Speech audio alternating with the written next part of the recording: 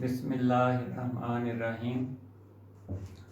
Today our topic of discussion is waves as a carrier of energy. कि किस तरीके से waves एनर्जी को कैरी करती हैं.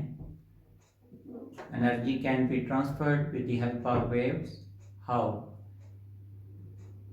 Usually energy can be transferred by two modes, by two methods, through matter and through energy. दो तरीकों से एनर्जी को एक जगह से दूसरी जगह मुंतकिल किया जा सकता है. तो हमारे पास there are two methods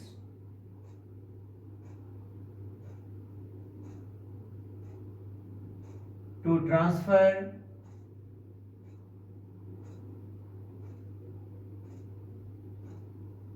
energy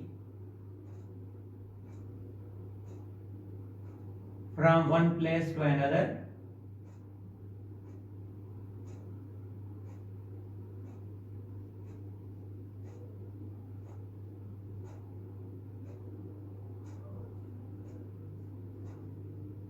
और वो क्या है? Through matter and through energy.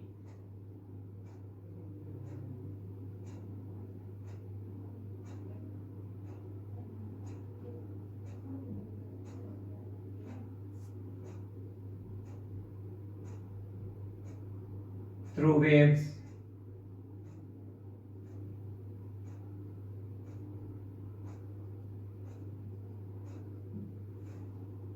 Matter के जरिए, क्योंकि हमारा आज जो लेक्चर का स्कोप है वो थ्रू मैटर का नहीं है, मैं जस्ट आपको वर्बली बता दूंगा कि how energy is transferred with the help of matter.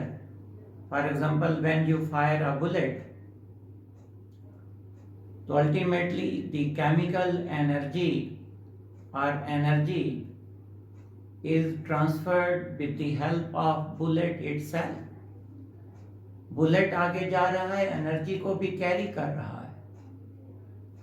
इसी तरीके से जब गीजर के अंदर पानी गर्मी को, एनर्जी को, हीट एनर्जी को मुंतकिल करता है, खुद चलकर अपने साथ हीट को एक जगह से दूसरी जगह मुंतकिल करता है. तो इसका मतलब यह है कि थ्रू मैटर तो इस तरीके से हम कह सकते हैं.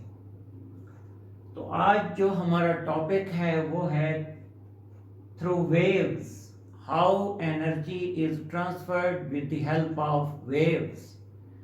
कि किस तरीके से वेव्स में से एनर्जी एक जगह से दूसरी जगह मुंतकिल होती है. तो through waves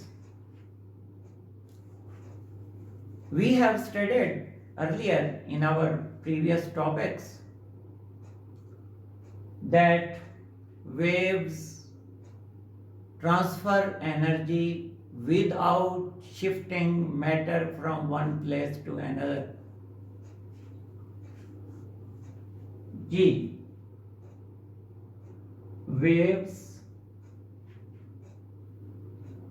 transfer energy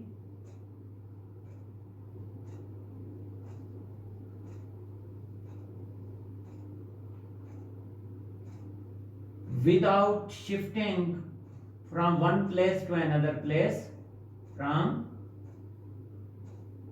one place to another, without shifting matter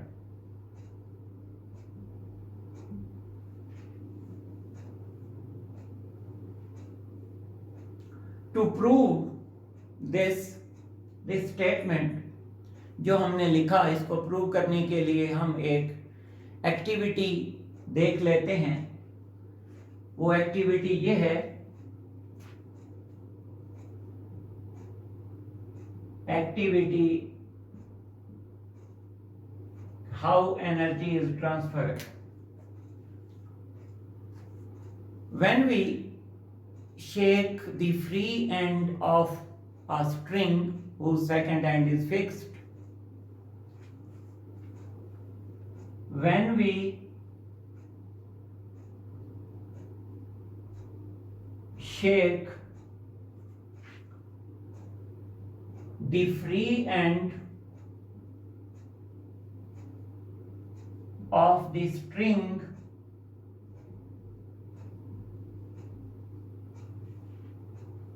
we actually shift the muscular energy. हम अपनी मस्कुलर एनर्जी रस्सी में, स्ट्रिंग में शिफ्ट करते हैं. We actually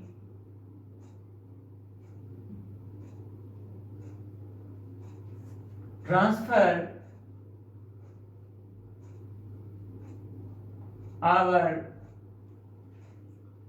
muscular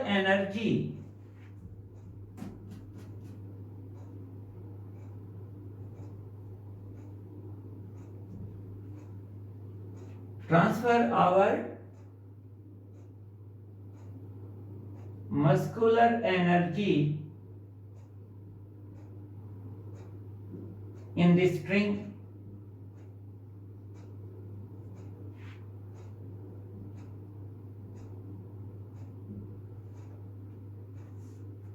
अब स्ट्रिंग में जो पार्टिकल्स हैं, सबसे पहले ये एनर्जी उन पार्टिकल्स को जाएगी जो हाथ के साथ इन कांटेक्ट हैं, टच हैं हमारे हाथ के साथ.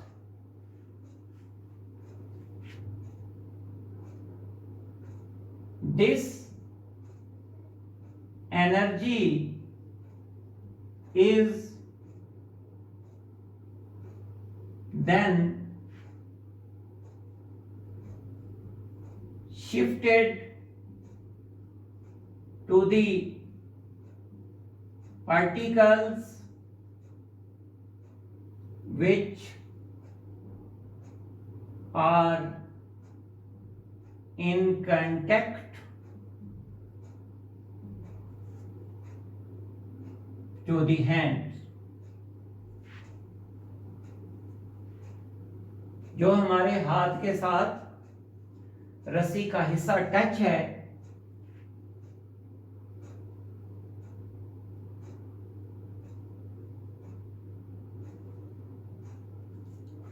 हाथ से मुंतकिल होगी रस्सी में, और रस्सी के उन पार्टिकल्स में जो हाथ के साथ टच हैं.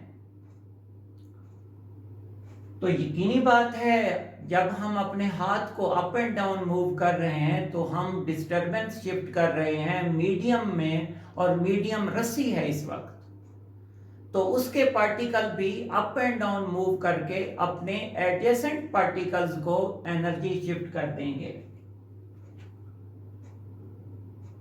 These particles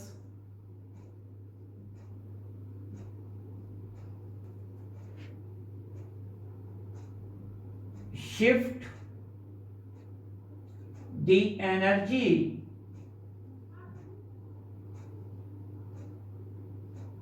to the adjacent particle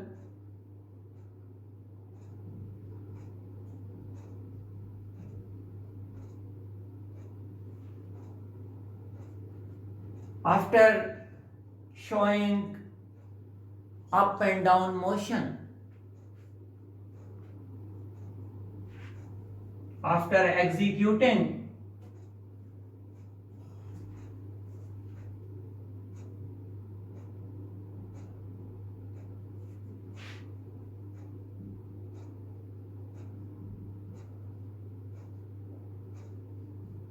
up and down motion. आपका हाथ भी तो अप एंड डाउन मूव कर रहा है ना, शेक कर रहा था. तो जिस तरह की एनर्जी, जिस तरह का डिस्टरबेंस मीडियम में शिफ्ट होगा, मीडियम के पार्टिकल भी उसी तरह की मोशन एग्जीक्यूट करेंगे. आपने अपने हाथ को और अगर आप अपने हाथ को यानी कि लेफ्ट राइट करते हैं तो फिर इसी तरह की वेव्स आगे पैदा होंगी। अप एंड डाउन करते हैं तो उसी तरह की वेव्स आगे की तरफ रस्सी में उस जनरेट होना है उन्होंने। जी, executing up and down motion. In this way, energy is shifted from one place to another place. In this way, energy is shifted from one place to another.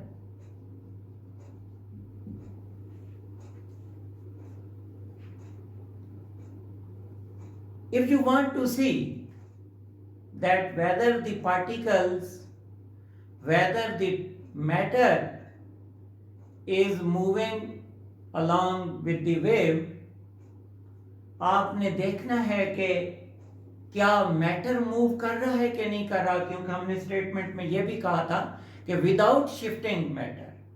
तो उसको हम किस तरीके से हमारी इस डिमॉन्स्ट्रेशन में कैसे पता चलेगा कि मैटर मूव कर रहा है या नहीं कर रहा।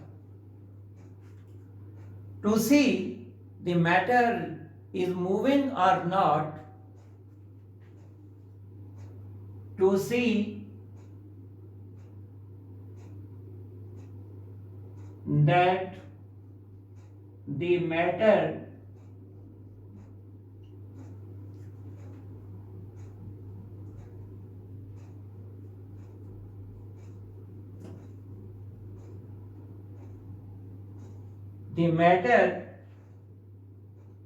is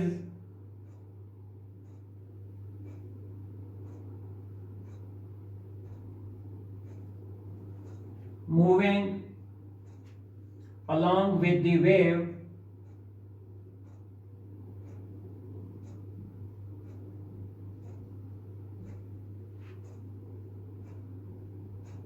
or not, we just color at one point, at one place. हम स्ट्रिंग को एक जगह से कलर कर देते हैं। ये उसका फिक्स पार्ट है और ये हमारे हाथ में है। इसको हमने अप एंड डाउन मूव करना था, अप एंड डाउन मूव करना है। हम एक सेलेक्ट कर लेते हैं एक पॉइंट को इस रस्सी के ऊपर, is moving along with the wave or not. For this purpose,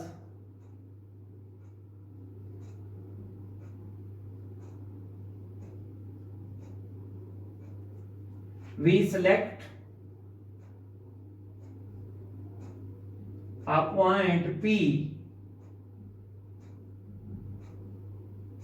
on the string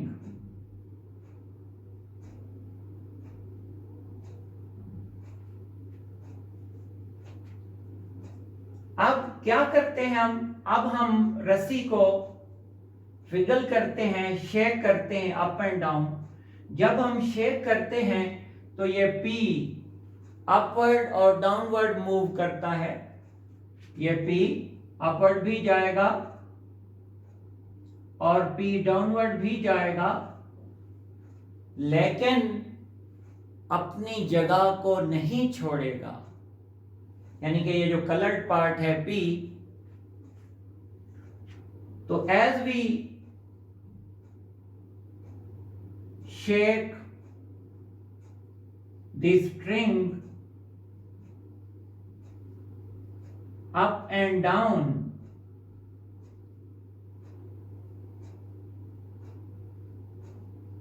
the point P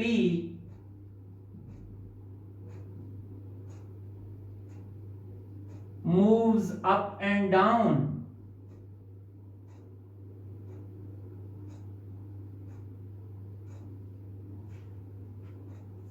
but without leaving its own position, अपनी पोजीशन को छोड़े बगैर, अपनी पोजीशन को बरकरार रखते हुए, without leaving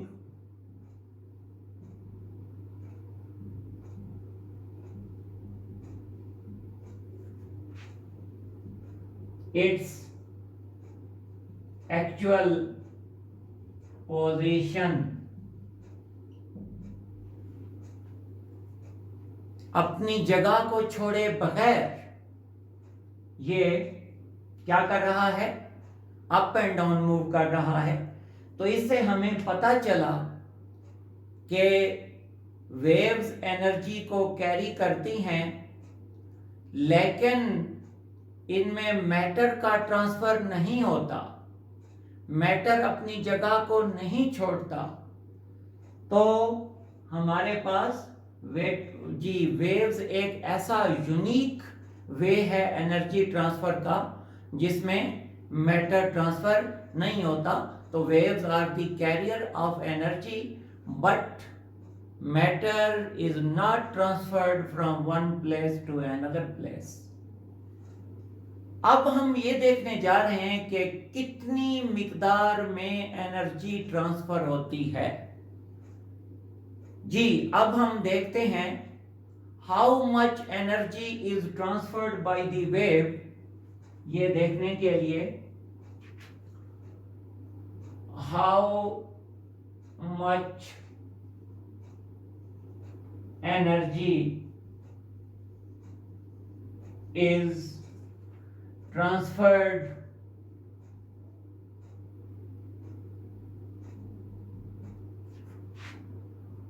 how much energy is transferred by the wave। एक वेव है वो कितनी एनर्जी ट्रांसफर करती है, कोई ऐसे पैरामीटर्स के इस तरह की वेव जो है वो ज्यादा एनर्जी ट्रांसफर करती है और इस तरह की जो वेव है वो कम एनर्जी ट्रांसफर करती है। तो ऐसे फैक्टर जो डिसाइड करें कि ये ज्यादा एनर्जी ट्रांसफर करेगी कब, जी, तो there are two factors which decide that how much energy is being shifted by the wave. तो दो फैक्टर हैं, there are two factors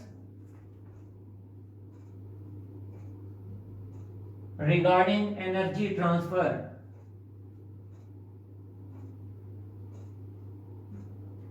regarding energy transfer, number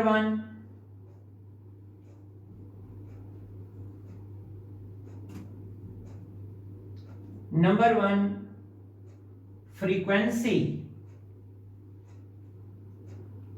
जी, पहला फैक्टर जो डिसाइड करता है वो है वेव की फ्रीक्वेंसी। होती क्या है फ्रीक्वेंसी, पहले तो आप मुझे ये बताएं। Number of waves, number of cycles, number of round trips, complete round trips, पूरा चक्कर, number of complete cycles, number of complete vibration। एक पूरा चक्कर क्या कहलाता है जी, वो तो एक वाइब्रेशन कहलाता है। और number of vibrations completed by a body in 1 second is known as frequency। अगर एक झूला 1 सेकंड में 10 चक्कर मुकम्मल करता है तो उसकी फ्रीक्वेंसी 10 है। एक पेंडुलम ऑफ क्लॉक अगर वो 1 सेकंड में, अमूमन आप देखते हैं 1 मिनट में, तो वो 60 चक्कर मुकम्मल कर लेता है, और 1 सेकंड में फिर उसका 1 चक्कर होगा तो उसकी फ्रीक्वेंसी 1 होगी। तो frequency number of complete cycles in completed by a body in 1 second, तो number of cycles completed by a body in 1 second is known as frequency of that body. अगर आप एक बाइसिकल है, उसका व्हील घूम रहा है, उसका व्हील 1 सेकंड में 100 चक्कर लगा लेता है, तो आप व्हील, उस साइकिल के व्हील की फ्रीक्वेंसी को 100 के नाम से, 100 साइकिल्स इन 1 सेकंड, और इसका यूनिट होता है हर्ट्ज। तो फ्रीक्वेंसी ऐसी एक चीज है, अगर दो वेव्स हैं, एक की फ्रीक्वेंसी ज्यादा है और एक की फ्रीक्वेंसी कम है, तो ज्यादा फ्रीक्वेंसी वाली जो वेव होगी वो ज्यादा एनर्जी ट्रांसफर कर रही होगी। तो फ्रीक्वेंसी क्या होता है? A wave with greater frequency shift more energy as compare to the wave which has less frequency. जी, बाकी पैरामीटर सेम रहें, कीपिंग अदर पैरामीटर्स कांस्टेंट, यानी कि जब आप फ्रीक्वेंसी को चेक कर रहे हो तो बाकी पैरामीटर्स वेव्स के, जैसे कि एम्पलीट्यूड है, वो सेम रखें कम से कम। A wave with greater frequency having greater frequency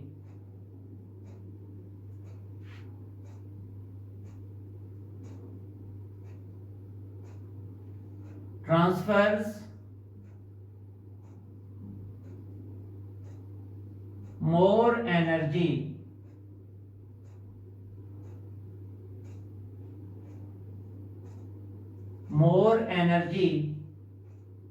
as compared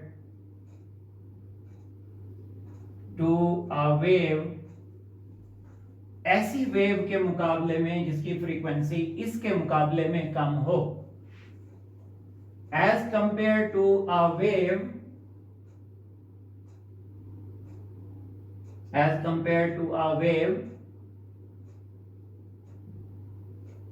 which has less frequency, जिसकी फ्रीक्वेंसी कम है। एक की फ्रीक्वेंसी ज्यादा है और एक की फ्रीक्वेंसी कम है, तो ज्यादा फ्रीक्वेंसी वाली keeping other parameters constant, keeping other parameters, other factors like amplitude,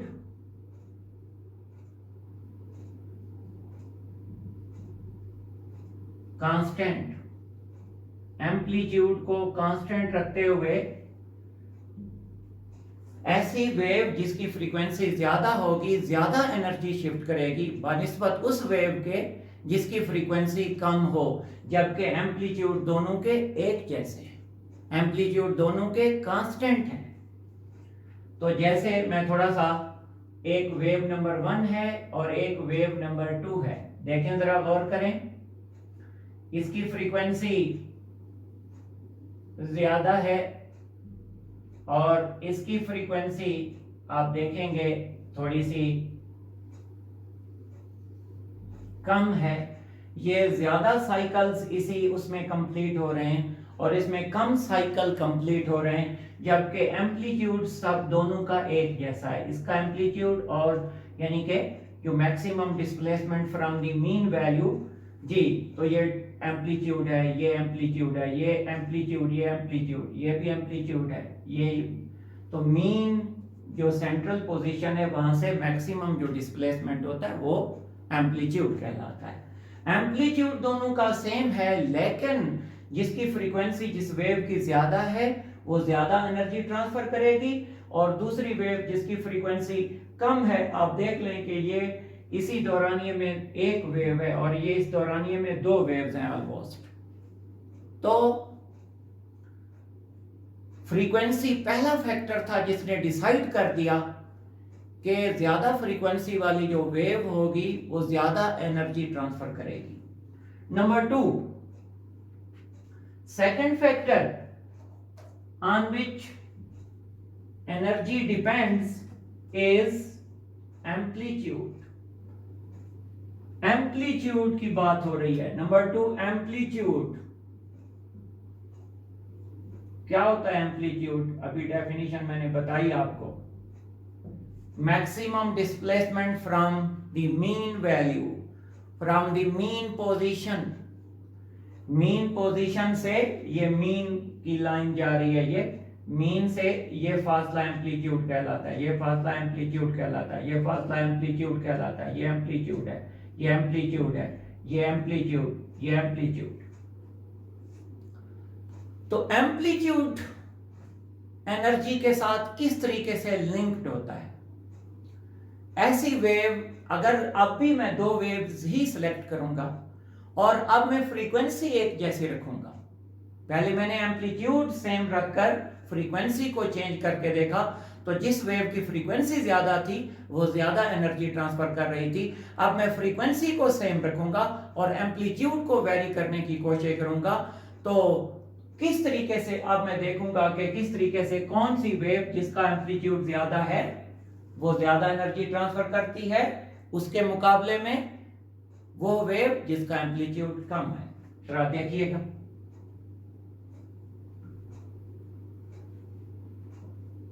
A wave with greater amplitude transfers more energy as compared to a wave which has smaller amplitude, keeping frequency constant. G. Keeping frequency constant. अगर frequency को change ना करें, पहले मैंने कहा था amplitude को change ना करें, अब मैं कह रहा हूं फ्रीक्वेंसी को चेंज ना करें. फ्रीक्वेंसी तो एक जैसी रहे कम से कम. Keeping frequency constant, a wave with larger or greater amplitude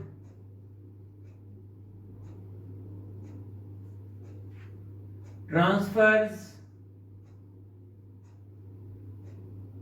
more energy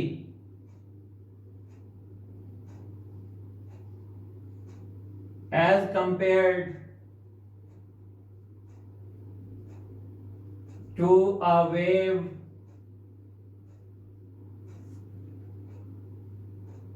of smaller magnitude.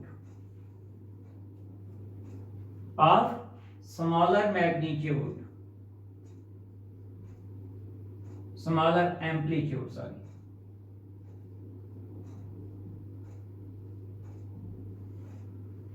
दोनों की फ्रीक्वेंसी एक जैसी रखें. एक वेव है उसका एम्पलीट्यूड ज्यादा है, बड़ा है, और दूसरी का एम्पलीट्यूड कम है. कौन सी वेव ज्यादा एनर्जी को मुंतकिल कर रही होगी एक जगह से दूसरी जगह तक, जिसका एम्पलीट्यूड बड़ा होगा? देख लें, मैं थोड़ा सा बना भी देता हूं. यहां पर वन वेव है, सेकंड वेव है. इसको आप देखें जी.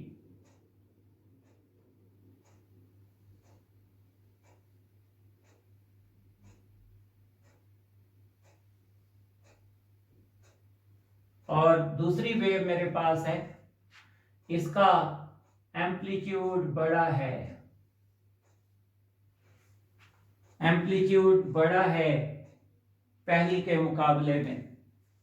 इसका एम्पलीट्यूड छोटा है, देख सकते हैं, और इसका एम्पलीट्यूड उसके मुकाबले में बड़ा है. जबकि इसकी भी इसी दौरानिये में एक वाइब्रेशन है, इसकी भी इसी दौरानिये में एक वाइब्रेशन है. तो इसका मतलब है फ्रीक्वेंसी तो दोनों की सेम है, लेकिन एम्पलीट्यूड में फर्क है. तो second wave with larger amplitude will shift more energy as compared to first one which has smaller amplitude. तो ये तो था हमारे पास waves as a carrier of energy.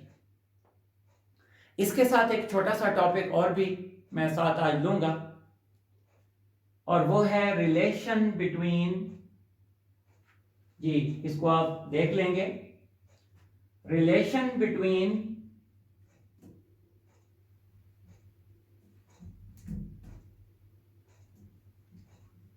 Relation between frequency, wavelength and velocity, या वेव स्पीड भी आप उसको कह सकते हैं। रिलेशन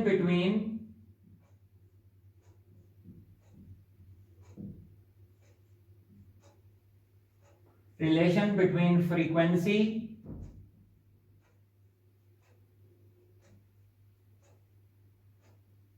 जिसको आप छोटे एफ से लिखते हैं, वेवलेंथ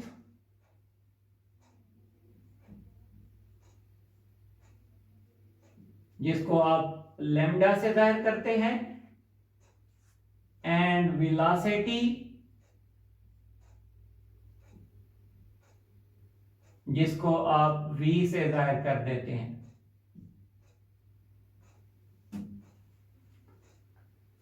तो relation between frequency, wavelength and velocity, और स्पीड भी आप लिख सकते हैं यहां, क्योंकि यहां पर ज्यादा हमें डायरेक्शन से इतना कोई वास्ता है नहीं। तो there is a useful connection between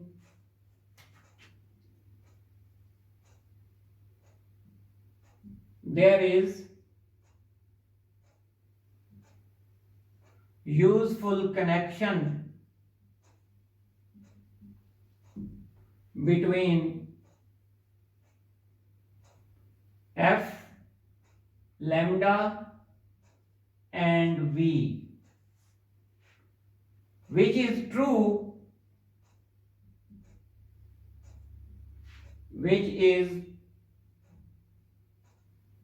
true for all types of waves,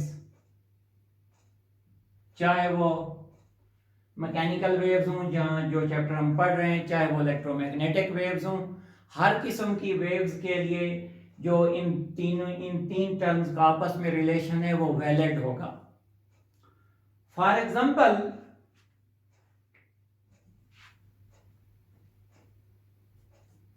अब रिलेशन के मुतालिक हल्का सा मैं एक क्लू दे देता हूं। For example,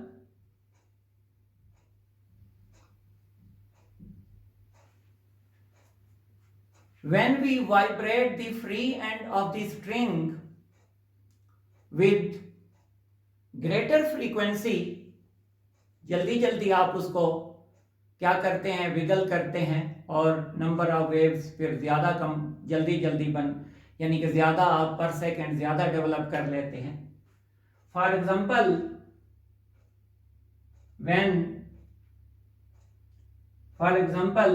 when we vibrate the free end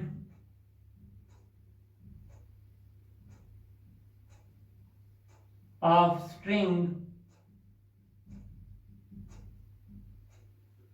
with larger frequency, with greater frequency,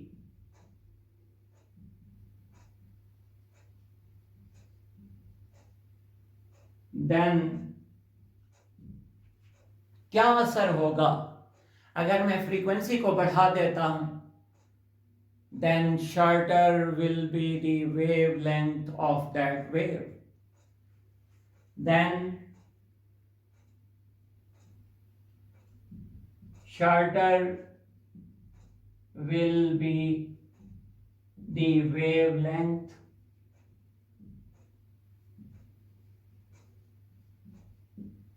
अगर फ्रीक्वेंसी बढ़ती है उसी प्रोपोर्शन के साथ वेवलेंथ कम होती है। और ऐसा क्यों होता है? यह स्पीड की कंसिस्टेंसी के लिए जरूरी है। किसी भी मीडियम के अंदर एक वेव की जो स्पीड होती है वो कांस्टेंट रहती है, और उस वक्त तक कांस्टेंट रहती है जब वो अपना मीडियम तब्दील नहीं करती है, एक मीडियम से दूसरे मीडियम में। तो एक मीडियम में ट्रेवल करते हुए स्पीड हमेशा कांस्टेंट रहती है। और अगर एक मीडियम में रहते हुए आप फ्रीक्वेंसी को बढ़ा देते हैं तो उसी प्रोपोर्शन के साथ आप वेवलेंथ को घटा दें, और अगर वेवलेंथ को बढ़ा देते हैं तो उसी प्रोपोर्शन के साथ आप फ्रीक्वेंसी को घटा दें। ये कंपल्सरी है ताकि स्पीड को कांस्टेंट रखा जा सके। G will be the shorter will be the wavelength. G to keep wave speed constant.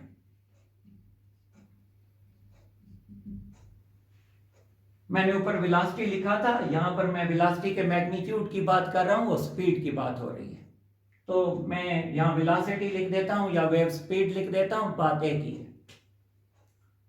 Wave speed constant यानी कि फ्रीक्वेंसी और वेव लेंथ एक दूसरे को क्या करते हैं कि अगर फ्रीक्वेंसी वेव की बढ़ती है तो वेव लेंथ में कमी आती है, और अगर वेव लेंथ में ज्यादा होती है तो फ्रीक्वेंसी में कमी आएगी, ताकि क्या रहे, स्पीड उसकी कांस्टेंट रहे। तो ये जो स्पीड का मैंने जिक्र किया, what is speed? Speed is the distance travelled by the wave in unit time पर सेकेंड। और वेव का कौन सा पार्ट, वेव का कोई ना कोई पार्ट होगा, यानी कि या तो वेव का क्रेस्ट होगा या वेव का ट्रफ होगा।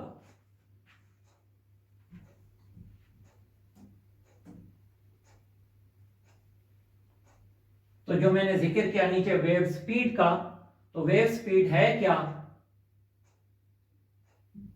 Wave speed is the distance traveled per second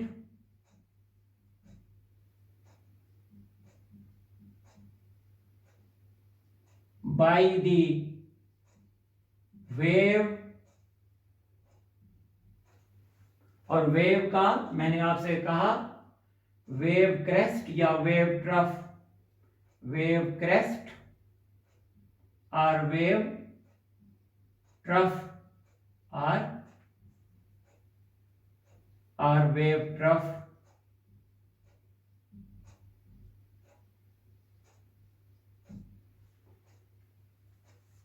तो wave speed is the distance travelled per second by the wave in a medium, किसी भी मीडियम में, रस्सी मीडियम हो सकती है, पानी मीडियम हो सकता है, एयर मीडियम हो सकती है, जी, इन a medium.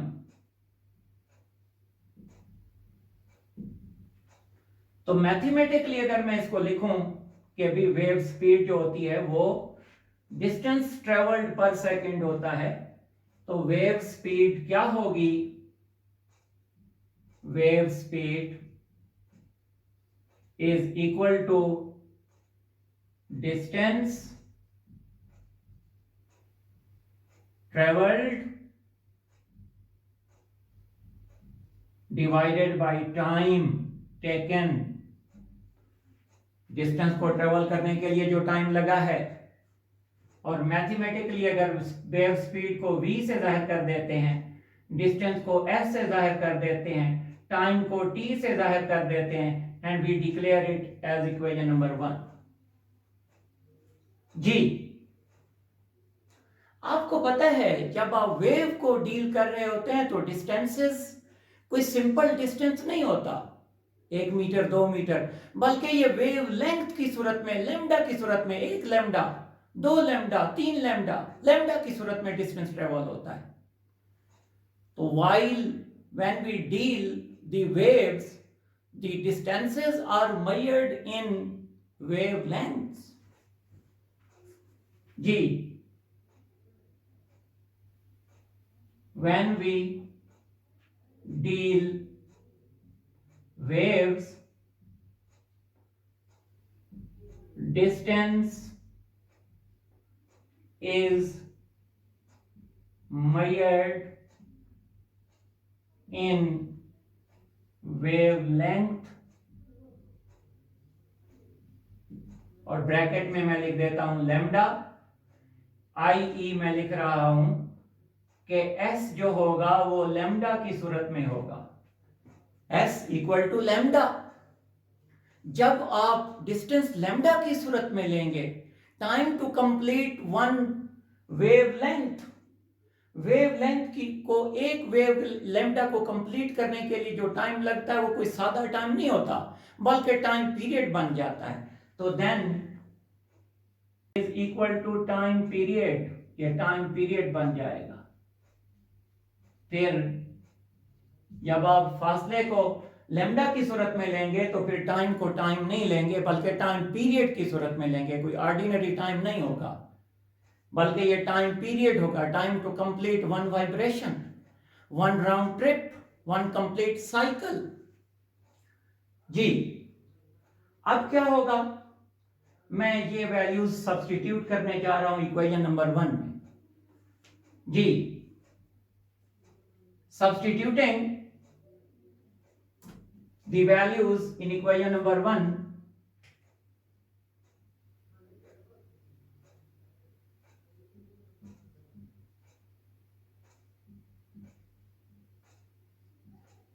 the values in equation number 1, तो क्या बनेगी इक्वेशन नंबर 1? इक्वेशन नंबर 1 को लिखें जी, v is equal to s can be replaced by lambda or time can be replaced by time period। अब क्या है जी, आप पहले पढ़ चुके हैं, आपको इंफॉर्मेशन मौजूद है कि frequency and time are reciprocal to each other, एक दूसरे के मुखालिफ हैं, रेसिप्रोकल हैं, उलट हैं। जिस वेव की एक वाइब्रेशन का time to complete one vibration, जिसका टाइम पीरियड ज्यादा होता है, जिस वेव का, उसकी फ्रीक्वेंसी कम होती है, और जिसकी फ्रीक्वेंसी ज्यादा होगी उसका टाइम पीरियड कम होगा। तो time period and frequency are reciprocal to each other. तो v is equal to lambda, या इसको पहले 1/t लिख लें, 1/t इंटू लैम्डा, ये वही लैम्डा/t लिखा हुआ है। तो since 1/t is equal to frequency, frequency and time period are reciprocal, बिलअक्स हैं जी। क्या होता है, यानी कि डायरेक्टली नहीं, इनवर्सली प्रोपोर्शनल है। तो 1/t जी, तो time period and frequency are reciprocal to each other, reciprocal, उलट। तो v is equal to 1/t को हटाएं f से, तो this is equal to f और lambda same as above. So this is the proof, this is the relation between f lambda and v. This is also known as wave equation. This is known as wave equation and valid for all types of waves। हर किस्म की waves के ऊपर valid है ये formula, चाहे वो mechanical waves हों, चाहे वो इलेक्ट्रोमैग्नेटिक वेव्स, चाहे वो मैटर वेव्स ही क्यों ना, तो उनके ऊपर ये अप्लाई होता है। तो आज के लेक्चर को हम यहीं तक महदूद करते हैं, टाइम कुछ ज़्यादा हो गया है। अगले लेक्चर में फिर इंशाल्लाह आपसे मुलाकात होगी, तब तक खुदा हाफिज़।